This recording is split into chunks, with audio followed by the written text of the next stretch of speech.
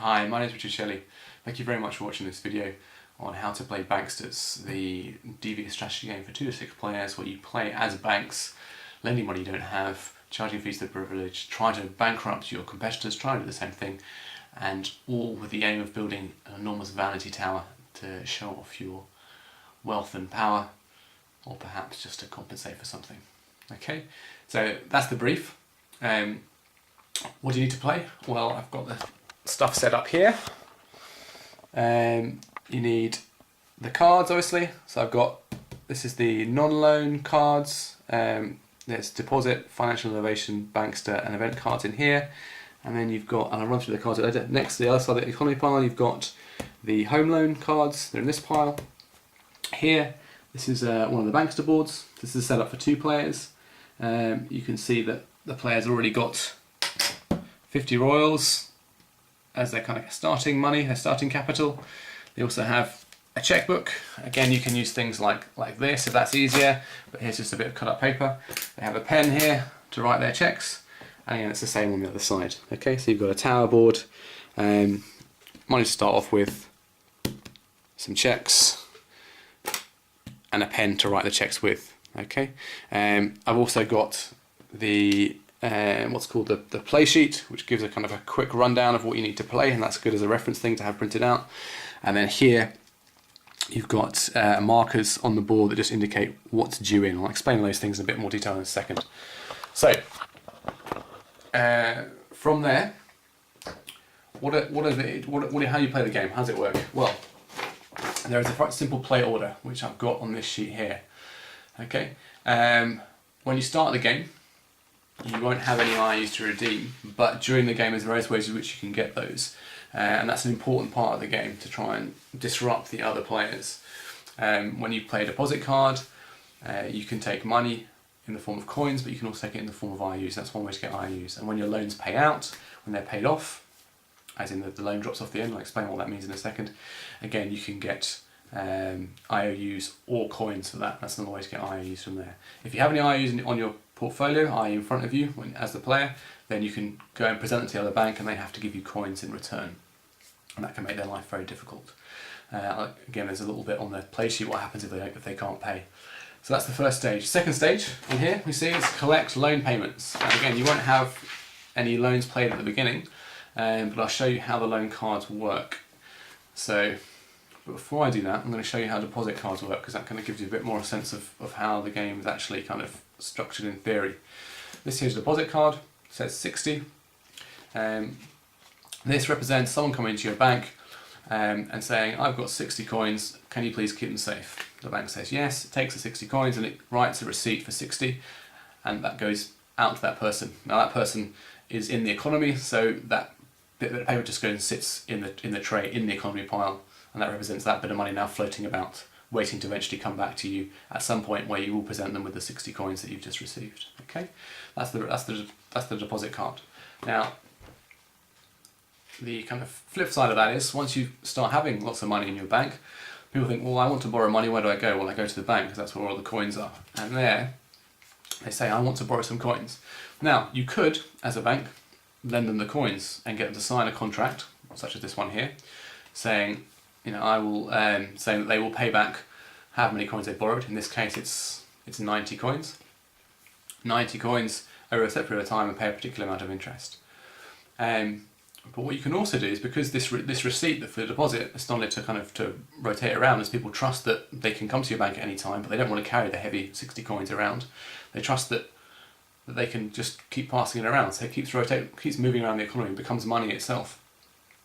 So rather than issuing 90 in coins here, what you can actually do is you just write a check for 90, the same as the receipt that you wrote for the deposit. All right. So how does that work? You write the receipt, so you take this card, you play it. How do you play it? Well, let me show you on the board. It says, again, there's some different elements on here. There is how much is it for? 90. How long for? 4 years. Who's it lent to? It's a merchant, that's the merchant symbol there.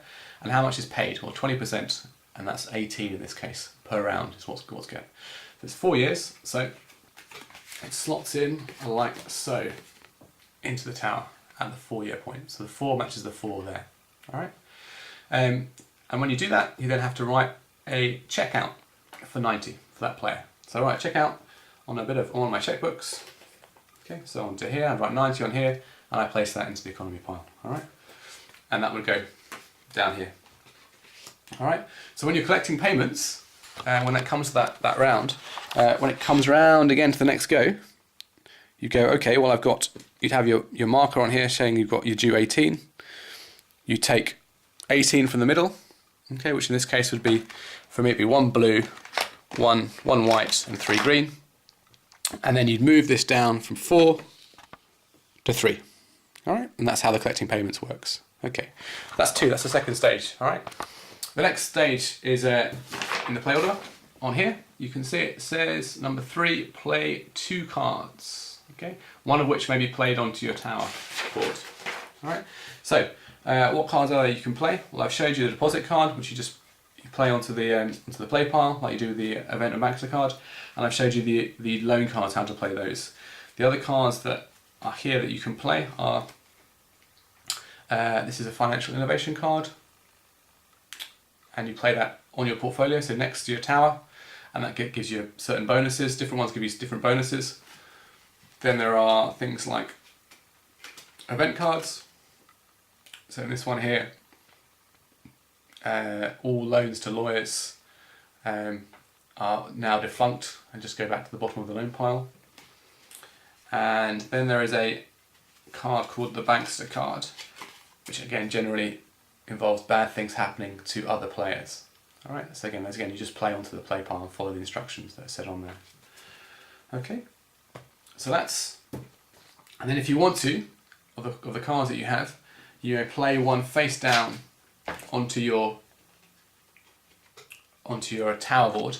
So I played, for this example here, I played one card down as my loan here, but one of the other, I'm holding 5 cards in my hand, remember?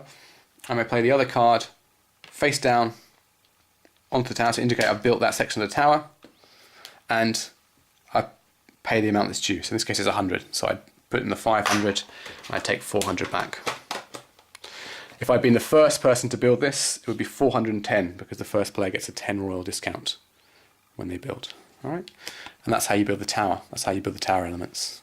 Okay. So once you've played your 2 cards, you then just have a choice.